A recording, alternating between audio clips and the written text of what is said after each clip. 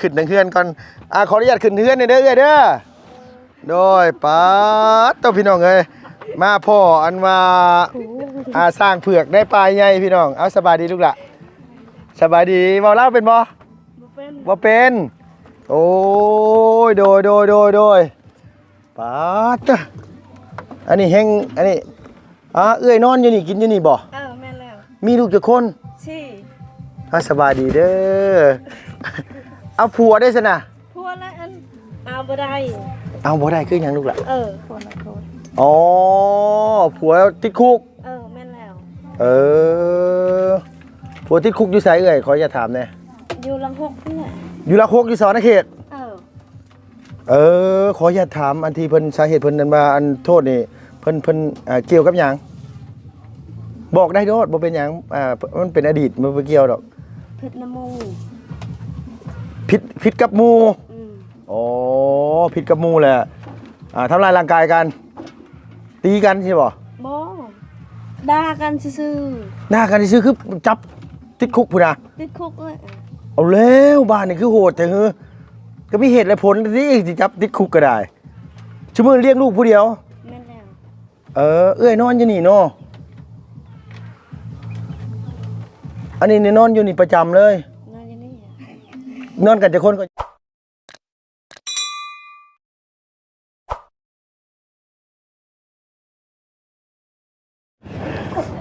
เนาะขออยากถามในอีละอันนี้บ้านยังลูกขออยากนี่ไม่เนี่ยเดี๋ยวขอโทษเด้อนี่ไม่ให้ผู้สาวหน่อยก่อนพี่น้องเลยบ้านน้ข้างเนาะเมืองเซปนแข่งสารเหตุเนาะโตเอาพี่น้องเอ้ยมื้อนี้ก็มาบุกมาทางเส้นทางนี่ไปฮอดไสลูกฮอดพะบางบ่แม่นบ่ฮอดพะบางฮอดกุดสุมนาทอพี่น้องเอ้ยไปฮอดสะเดนเบียดแล้ววิ่งระเวินเพิ่นแหละคิดว่าได้ตอนนี้ก็มาฮอดบ้านน้ำค้างเนาะบ้านน้ำค้างภาษาลาวก็บ้านน้ำค้างภาษาไทยก็บ้านน้ำค้างพี่น้องเอ้ยเอาจังได๋ก็กราบสบายดีเด้อพ่อแม่พี่น้องเบิดสุขุสุคนระวังในและก็ต่างประเทศสบายดีพี่น้องแน่ทั้งแหละโอ้ผู้สาวสำน้อยอยากอายมาพี่มานั่งพี่ก่อนเดี๋ยวไอ้ขออย่าถามเนาะไอ้ก็บ่เคยมาบ้านนี่เคยมีบ่คนแบบเพิ่นทุกข์ที่สุดในบ้านนี่มีบ่มีเพื่อนเพิ่นอยู่ไสลอยอยู่เทิงพี่อีหล่าพาอาสาเป็นไก่พาไอ้ไปได้บ่พาไปได้เนาะบ่ต้องยังอายล่ะบ่ต้องยังอายคิดว่าเฮาก็โตฮู้จักกันมาดนก็แล้วกันคิดว่าเฮาเอาโตเป็นไก่ก็แล้วกันเนาะเป็นไก่หรือว่าคนนำทางแปลภาษาชนเผ่าเป็นบ่ลูกสมมุติว่าเพิ่นบอกเผ่าเพิ่นอีหล่าเป็นเผ่าหยังก็เผ่าตรีบ่เผ่าตรีเนาะน่าจะเป็นเผ่าตรีนั่นแหละกินข้าวเพิ่นเอิ้นมากินข้าวจะโดยเนาะขันงามคืออีหล่านี่เขาเอิ้นเนาะขันงามหลายคืองามนี่ก็ลึเนาะลึนี่คืองามหลายรู้โตไว้เลยว่าโตเด้องามหลายเอาพี่น้องเอ้ยอันนี้ก็คืออยู่บ้านน้ำข้างอยู่เมืองเซโปนแขวงสอนเขตแล้วก็เป็นอีกเส้นทางนึงที่ว่าทางทีมงานบุกมาหาเขตใหม่เข้ามาแล้วก็ว่าสิให้ทางน้องเพิ่นพาไปนั่นแหละเนาะเพิ่นเป็นแม่ยิ่งหรือเป็นผู้ชายลูกล่ะยิ่งเป็นแม่ยิ่งเป็นแม่ยิ่งเพิ่นมีลูกบ่มีอีหล่าซื้อจังเกาะขอจะถามซื้อพรได้เรียนหนังสืออยู่บ่ได้เรียนบ้านนี้มึงมีโรงเรียนบ่มีบ่ล่ะบ่มีสมมุติว่าสิไปเฮียนอยู่บ้านไหนสรุปบ้านปางาในพุ่นบ่โอ้ป๊าตัวฝุ่นพี่น้องเอ้ยสุดโตนี่ก็เอาปอดมารับฝุ่นเนาะแต่ละมื้อนี่เนาะบ่ได้เฮ็ดหยังมาหายใจเอาปอดมารับฝุ่นซื่อเนาะมากับเบาย่ามาบุญแล้วก็ลุงหนวดพี่น้องเอ้ยมื้อนี้มาหลายคนอยู่เป็นได้ได้ย่างไปแล้วก็คือกลับมาว่าที่นี่พี่น้องเนาะเนาะบ่บุญเป็นได้ เป็นยังไงครอบครัวนั่นน่ะตะเบะนี่คือฮะนอน เป็นบ่ล่ะตะเบะนี่นอนบ่ แม่เลย ตะเบะนี่นอนเนาะโดยสบายดีเด้อว่าสิให้อีหลาน้องเพิ่นมันพาไปได้มื้อนี้ได้ว่าสิให้น้องเพิ่นเป็นไกด์นำทางอยู่ชื่อสาวพรแต่ว่าถามหาบ่แม็กบ่ฮู้จักแล้วว่ะ ผ่านบอเมกดิ ขาดบ่แม็กเองว่ะสิเป็นบ่แม็กให้อยู่มื้อนี้เนาะบ้านน้ำข้างพี่น้องเอ้ยแต่ว่าขึ้นไปแล้วมันบ่คือมันบ่ทรงบ่ปานใด อย่าควรเพิ่น เอาเพิ่นนอนอยู่ที่เขาเช็ดในได้สานี่นะเวลานอกจากขึ้นหลังนี่เนี่ยมีหลังไหนเนี่ย เบิดประวัน มีลงไปลุมมุ่นกับมีบ่ลูกบ้านคน เบิดเท่านี้นะ เบิดชำนี่ แม่เลย ข้ามไปนี่ไกลเติบบ่สิพ่อบ้านคนอีกบ่ไกลปานใดเนาะ ได้ปันได้ จากนี่ไปบ้านน้ำโทนไกลบ่ลูก ทุกคนบอก โดย ไก่เลย ไกลเติบเนาะบ้านจากนี่ไปแล้วก็น้ำโทนในผาบังผาแดงบ่ น้ำโทนก้อนแล้วน้ำโทนกับพลัง อ๋อน้ำโทนก่อนแล้วฮอดผาบังเป็นยังไงเลยปวดน้ำมัน ขึ้นอีหลายใส่สรุปหลังไหน อยากไหน หลังที่มีรถฟอร์ดน่ะบ่รถตัวบ่นั่นน่ะ รถเขา อ๋อก็นึกว่ารถอีหล่า3คัน4คันบัดนั้นบ้าวกันโหกระโพดกระโพเลยเฮ้ยเนาะบ้านนี่บ่มีสัญญาณเนาะนางเนาะคันอยากล่มบ่าวได้สิลูกอยากล่มบ่าวแบบจะจีบเอาสมมุติว่าผู้บ่าวอยู่เซโปนนี่หยังสิได้โทรหาผู้บ่าวนี่ต้องไปใส่ขึ้นภูเพื่อจะได้ล่มบ่าวพี่น้องก็อยู่ถ้ำกลางหุบเขาหุบเหวนี่กับสิเลาะไปขึ้นภูพุ่นอีกอย่างล่มมันจะมีสัญญาณเนาะ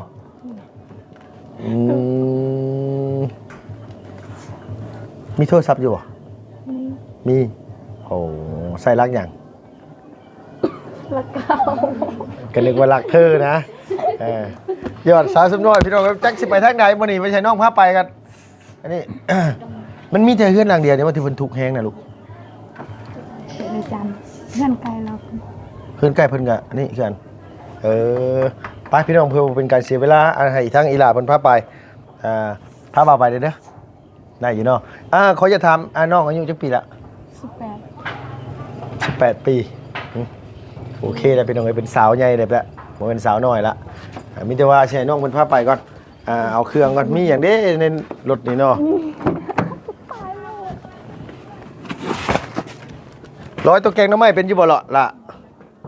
แกงหน้ำไม้เป็นบ่ กันบ่เป็น แกงบ่เป็นอยู่แต่ยันบ่แซ่บบ่บ้านนี่แกงหน้ำไม้ใส่ปลาแดกอยู่บ่ เคยบ่ได้ ใส่คือกันบ่เอาบ่มาพี่ละเอาอยู่บ่มีเอาเนาะเอาเนาะโอ้พี่น้องเอ้ยบ่ได้มีถุงยางได้มานี่นะเดี๋ยวจะเอาให้กับตัวก็ได้ดอกเนาะเอาให้ก่อนก็ได้ยันตัวพาไปเนาะให้ตัวก่อนเนาะ ขอบใจ โดยผู้สาวบ้านนี่มีฟันเด็กเว้ยเฮ้ยพี่น้องเอ้ย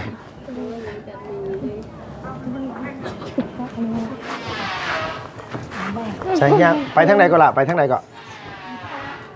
ขึ้นไปพูดบ่จะโทน ฮะเอาแล้วบ้านนี้คดเข่ายันต่อยันเตนบ่ล่ะให้ตัวก็ได้ขมังได้เหยเบากะไปพาไปนะไป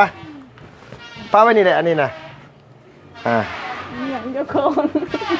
เอาเสียไปเปภาษาให้มันจะอยากอายว่าที่นี่เนาะ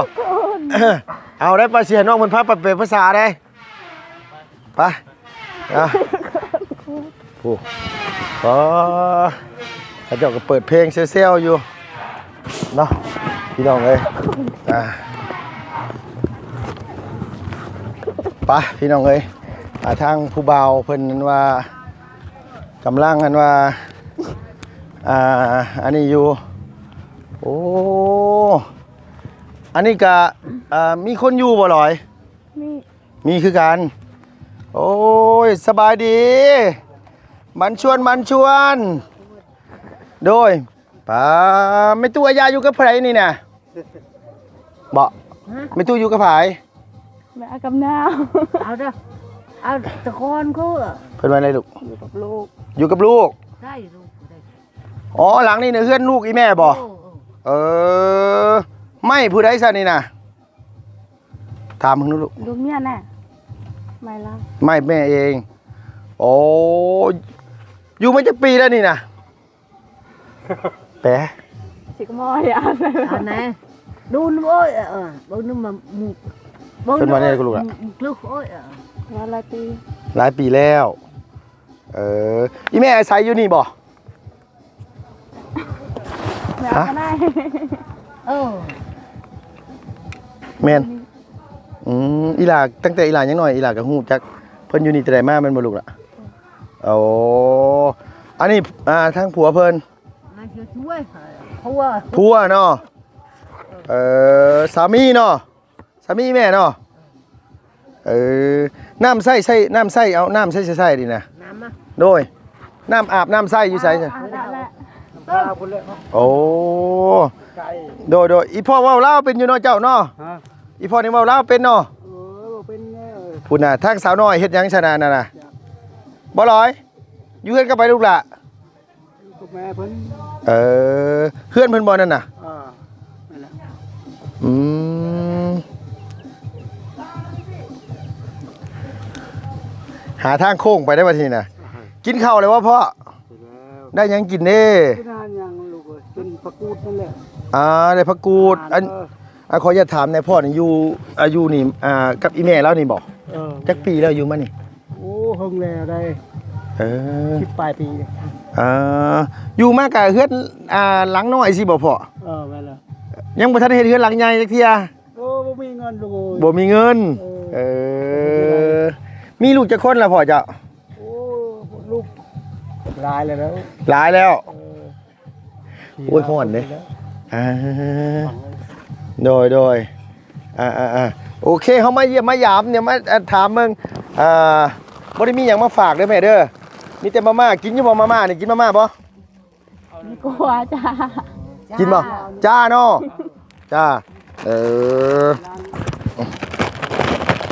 จ้าประสันบ่อีแม่อยู่กับจักคนก็เดี๋ยวเด้อเอาสิแบ่งให้นั่นล่ะเนาะแบ่งกันเนาะล่ะเนาะเอาแม่โอ้เอาแม่ไว้ต้มกินแล้วแม่เด้อโดยพี่น้องเอ้ยอันทางนี้ใช่อีหล่าพาไปเบิ่งเฮือนหลังนั้นกูลูกไปเลาะไปโอ้ยใกล้เฮานี่คักขนาดเลยพี่น้องเอ้ยได้ใจขนาดได้ใกล้วันนี้นะโดยเลาะมาป๋อภูเขาป่าไม้พี่น้องเอ้ยลุงหนวดเอ้ยเจ้าเบิ่งแน่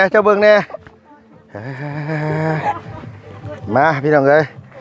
เห็นอีหล่าเพิ่นเฮ็ดกับข้าวอยู่เมื่อกี้นี่บ่รู้ว่าเพิ่นได้หยังกินมาโดยสบายดีมันชวนขออนุญาตขึ้นเฮือนได้บ่นี่ขึ้นได้อยู่บ่ขึ้นได้เนาะ ได้ ไปพี่น้องเอ้ยขึ้นทางเฮือนก่อนขออนุญาตขึ้นเฮือนเด้อเด้อโดยป้าต้องพี่น้องเอ้ยมาพ่ออันว่าสร้างเผือกได้ปลายใหญ่พี่น้องเอาสบายดีลูกล่ะสบายดีเว้าลาวเป็นบ่บ่เป็นโอ้ยโดยป้าตะอันนี้แฮงอันนี้เอื้อยนอนอยู่นี่กินอยู่นี่บ่ แม่แล้ว มีลูกกี่คน สี่ สบายดีเด้อ เอาผัวได้สินะ พัวละอันเอาบ่ได้ เอาบ่ได้คือหยังลูกล่ะ คนละคน อ๋อผัวติดคุก แม่แล้ว ผัวติดคุกอยู่ไสเอ่ยขออย่าถามแน่ อยู่ลังหกนี่แหละ อยู่ละคุกอยู่สอนเขตขออย่าถามอันที่เพิ่นสาเหตุเพิ่นนั้นว่าอันโทษนี่เพิ่นเกี่ยวกับหยังบอกได้โดดบ่เป็นหยังมันเป็นอดีตมันบ่เกี่ยวดอก เพชรน้ำมู ผิดกับหมู่อ๋อผิดกับหมู่แหละทำลายร่างกายกันตีกันใช่บ่ บ่ด่ากันซื่อ หน้ากันซื่อคือจับติดคุกพุ่นน่ะ ติดคุกเลย เอาแล้วบ้านนี่คือโหดแต่คือก็มีเหตุและผลที่จับติดคุกก็ได้ชั่วโมงเลี้ยงลูกผู้เดียว แม่แล้ว เอ้ยนอนอยู่นี่เนาะ อันนี้นี่นอนอยู่นี่ประจำเลย นอนอย่างนี้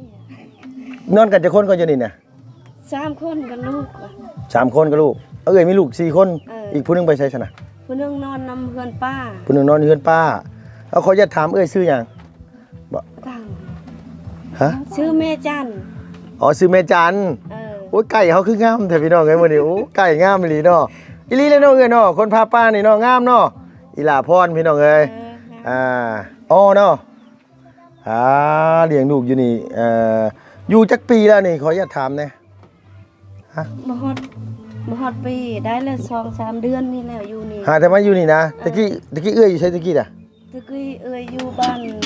เจ้าของปีกลูเว้ย อยู่บ้านไหนเกาะ เจ้าปีกลูอะ บ้านหยังเกาะ บ้านคือครูอะ บ้านกลู แม่นแล้ว อยู่ทางไหนไปทางบ้านน้ำโทนบ่ดีกว่าไปทาง ไปทางนี้อะ เออโอ้พี่น้องให้เหงื่อเข้าตาฮ้อนบาดเด้นี่บ่ฮ้อนบ่เอื้อยเจ้าอยู่แบบนี้น่ะ ก็ฮ้อนคือกัน ฮ้อนคือกันเนาะเอาแล้วบาดเด้นี่พี่น้องเอ้ยเฮือนเพิ่นหลังน้อยๆนึงใช้แล้วลูกสาวไปจังไหนนะเมื่อกี้นี่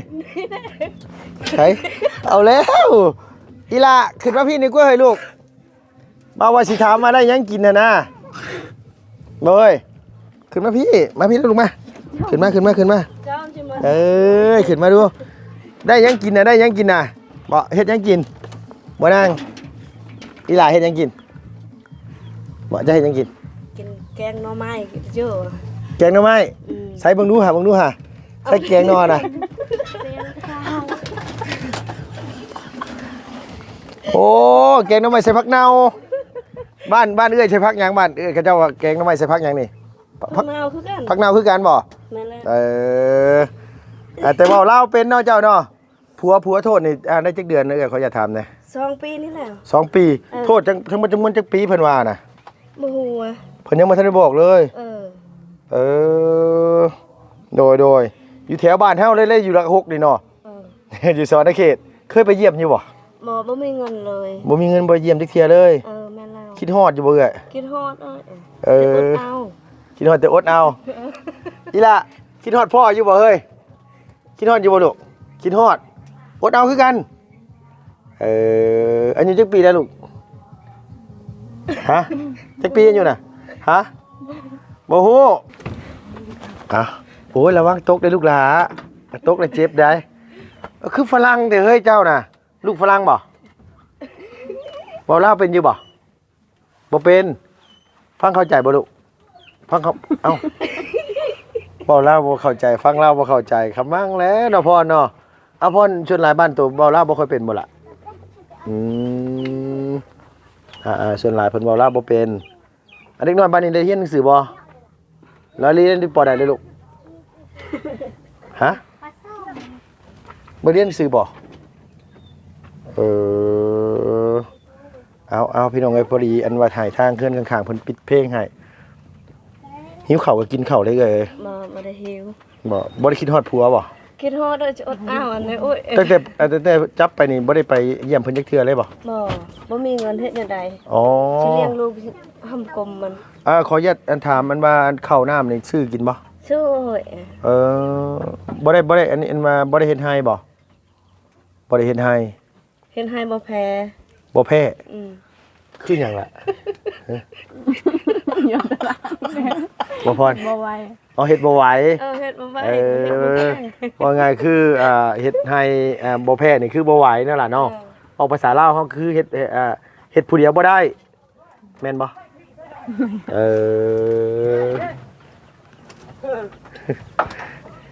โอ้ย โทษตามเพศผู้บึ้งน่ะต้องใครคิดไปไหลเงิน โอ้ยตกใจเด้เอาสบายดีเด้อ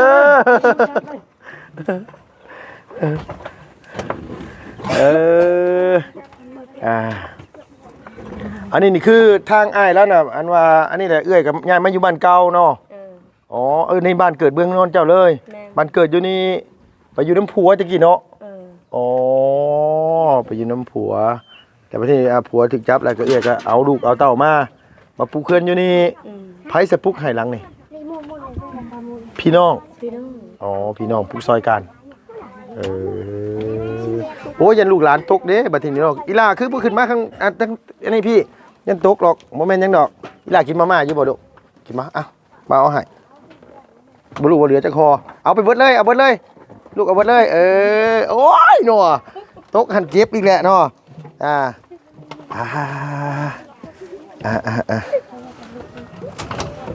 อันนี้ก็เพิ่นหาแต่เฮ็ดใหม่ไล่จักเดือนก่อนได้จักเดือนก่อนเฮ็ดเดือนไหนนี่ เดือนนี้ เฮือนนี่ได้จักเดือนนะ ได้ละ3เดือน ได้3เดือนแล้วหาแต่ใหญ่มาแต่บ้านผัวเนาะอยู่บ้านผัวพุ่นเฮือนหลังใหญ่บ่หรือหลังน้อย หลังน้อยมีเงินแต่ได้ใช้ มีหลังน้อยคือกันเนาะใหญ่มาอยู่หม่องใหม่ก็ยังหลังน้อยคือเก่าอยู่อ๋อเฮือนพ่อเฮือนแม่อยู่ไสสลังไหน บ่มี พ่อแม่เจ้าอยู่บ้านนี่เห็นไหม พ่อแม่ โดยเพื่อนเพิ่นอยู่ไส แต่อยู่ลม เพื่อนเขาเจ้าอยู่ลุมพุ่นโอ้โดยหมายความว่าอยู่บ้านนี่ดินนี่ได้ซื้อคือกันบ่ดูว่าได้หมายเอาจะซื้อเซาซื้อบ่ดินบ่ได้ซื้อบ่ลอยว่าไงกับมีแต่ก็ขอกันขอเอาเนาะโดยเอาผู้หมวกขาวๆนะคือเบิ่งดีแท้เนาะเขาเนี่ยก็ แต่เรียนหนังสืออยู่บ่ล่ะบ่ได้เรียนลูกคือบ่เรียนหนังสือ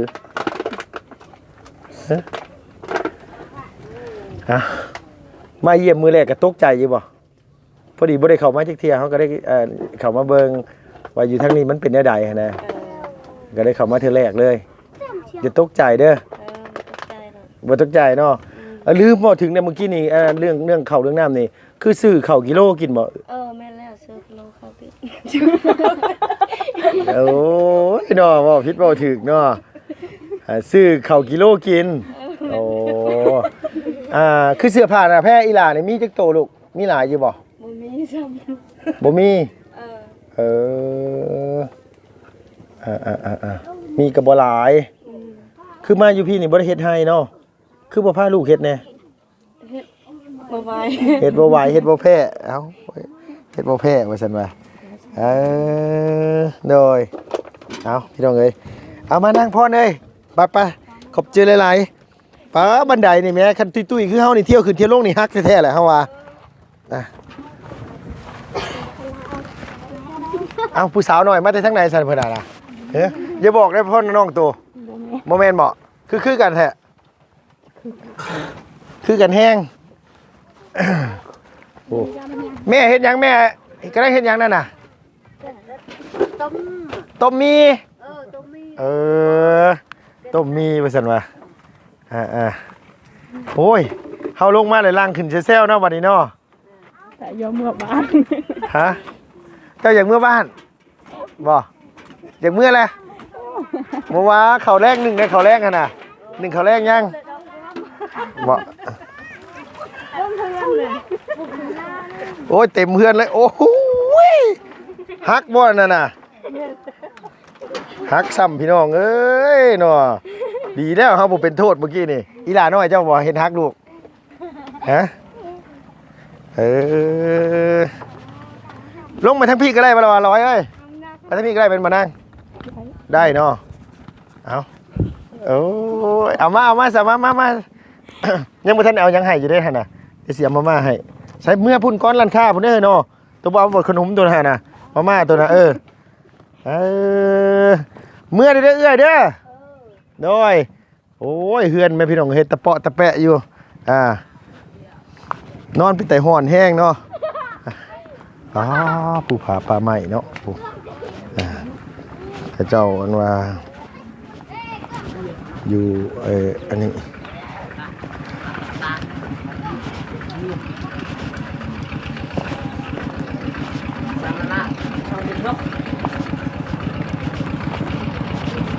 ไปพี่น้องเลยอีหลาเพิ่นเฝ้าขนาดเลยอย่างไวๆเลยไปพี่น้องเลยโดย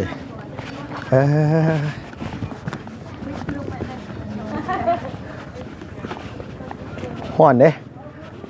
เอาน้ำแดงๆนั่นมาในอันว่า2 ตุ๊กให้เจ้าของเฮือนน่ะอันแดงๆนะลูกเด้อขอบใจเลยนั่งเด้ออันนี้ให้อีหล่า จำแบบ บ่แม่นแดงๆตัวเทิงนะลูกโดยนั่นแหละอ่าเท่าไหร่ล่ะ2 ตุกได้เท่าไหร่30เนาะโอ้มาทางนี้นี่แพงขึ้นหลายเนาะเอาพี่น้องเอ้ยเฮ้ยฮ้อน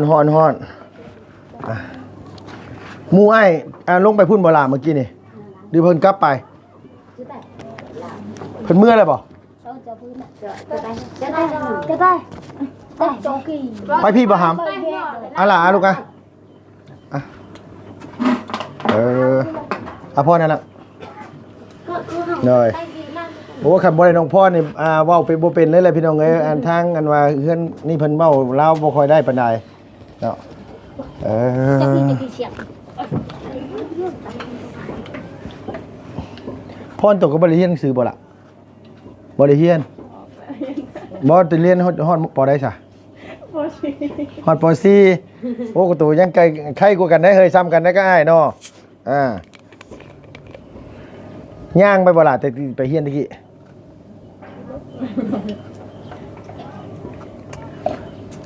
คืออีหลอยนี่ขี่รถจากนี่ไปเซโปนได้บ่ลูกบ่แม่นตอนที่ว่าตัวไปในเมืองได้อย่างนึงนะขี่รถไปเองได้บ่อ๋อตัว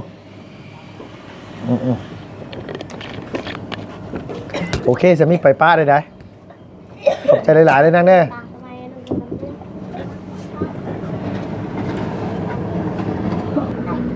พี่น้องเอ้ยโอเคเนาะพี่เนาะจังได๋ก็สำหรับคลิปนี้ลุง